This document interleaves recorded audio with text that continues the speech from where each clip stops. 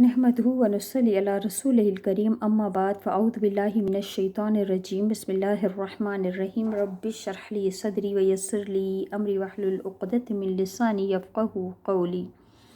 सूरत अल-बक़रा आयत नंबर 199 खां वठी 107 ताईं तर्जुमो। थुम्मा अफ़ीदु पोइ या वरी अफ़ीदु तव्हां वरो मिन हैथु जितां बि अफ़ादन्नासु वापसि वरनि सभु माण्हू वस्तग़फ़िरुल्लाह ऐं बख़्शिश घुरो अल्लाह खां इन्नल्लाह बेशक अल्लाह ग़फ़ूरुर रहीम तमामु घणो बख़्शिश वारो बख़्शण वारो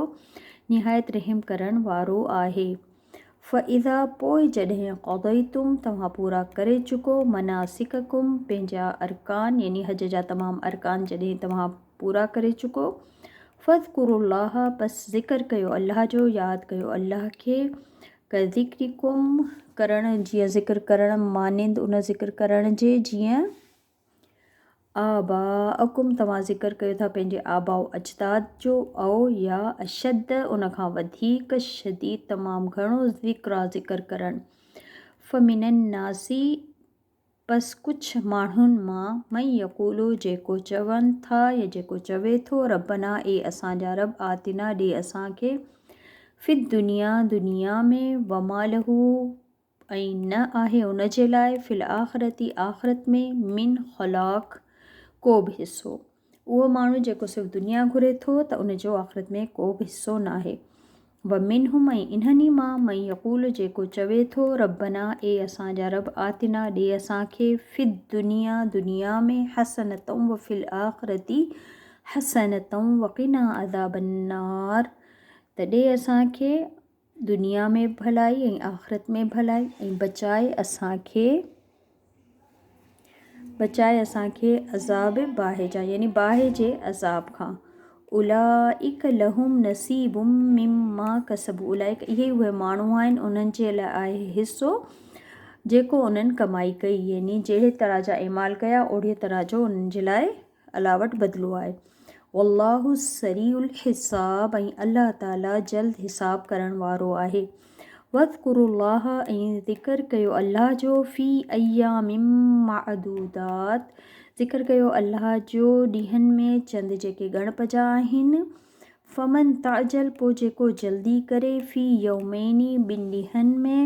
यानी 2 ॾींहं मीना में गुज़ारे जेको वापसि वरे फ़ला इस्म अलैहि न आहे को बि गुनाह उन ते। वमन तअख़र ऐं जेको ताख़ीर करे फ़ला इस्म अलैहि ऐं पस न आहे को गुनाह उन जे मथां। लिमन इत्तक़ा बस जेको डिॼे अल्लाह खां यानी अल्लाह जो ख़ौफ़ रखे। वत्तक़ुल्लाह ऐं डिॼो अल्लाह खां वाअलमू ऐं ॼाणे वठो अन्नकुम बेशक तव्हां इलही उन जी ही तरफ़ तुहशरून तव्हां सभु जमा कया वेंदा। वमिनन नासी ऐं माण्हुनि मां मई युजिबुक जेको ताजुब में विझे थो जंहिंजी क़ौलहू ॻाल्हि उन जी यानी माण्हुनि मां को अहिड़ो माण्हू आहे जंहिंजी ॻाल्हि तव्हांखे ताजुब में विझे थी फ़िल हयाति दुनिया जी ज़िंदगी में व युशहिदुल्लाहु ऐं हू गवाह करे थो अल्लाह खे अला मां फ़ी क़ल्बिही उन ॻाल्हि ते जेको उन जी दिलि में आहे व हुआ ऐं हू अलदुल ख़िसाम सख़्तु झगड़ालू क़िस्म जो आहे। व इज़ा ऐं जॾहिं तवल्ला त हू फिरी वञे थो सा त हू कोशिश करे थो फ़िल अर्दी ज़मीन में लियुफ़्सिद ताकी हू फ़साद करे फ़ीहा हुन में वयुहलिकल हर्स ऐं हू हलाक करे या तबाही करे फ़सलुनि जी वन नस्ल ऐं नस्लुनि जी यानी कुझु माण्हू अहिड़ा हूंदा आहिनि जेके ज़मीन में फ़साद करण वारा त ही उन्हनि जे बारे में आहे त उन्हनि जूं ॻाल्हियूं एॾियूं मिठियूं मिठियूं हूंदियूं आहिनि पर हू सख़्तु झगड़ालू क़िस्म जा हूंदा आहिनि ऐं जेके ज़मीन ते फ़साद करणु चाहींदा आहिनि। वल्लाहु ऐं अल्लाह ला न युहिब्बुल फ़साद न अल्लाह पसंदि करे थो फ़साद करण खे। व इज़ा क़ील लहू ऐं जॾहिं उनखे चयो वञे थो इत्तक़िल्लाह डिॼ अल्लाह खां अख़ज़तहुल इज़्ज़तु त हुनखे जेको पकिड़े वठे थी कहिड़ी ॻाल्हि, तकबुर जेको आहे हुनखे रोके थो हुनखे इज़त, यानी हुनजी इज़त नफ़्स जेका हुनजी उहा ग़ालिब अचो वञे हुन ते, हुनखे रोके थी, हुनखे हुनजो तकबुर या उभारे थो हुनखे हुनजो तकबुर बिल इस्मी गुनाह करण ते। फ़हस्बुहु बस काफ़ी आहे हुनजे लाइ जहन्नुम वल बिसल मिहाद, ऐं केॾी न उहा ख़राबु रहण जी ठिकाणो आहे रहण जे लाइ। वमिनन नासी, ऐं माण्हुनि मां ई कुझु, मई यशरी जिन सौदो कयो, या जिन सम्झो सौदो कयो नफ़्सो पंहिंजे नफ़्स जो,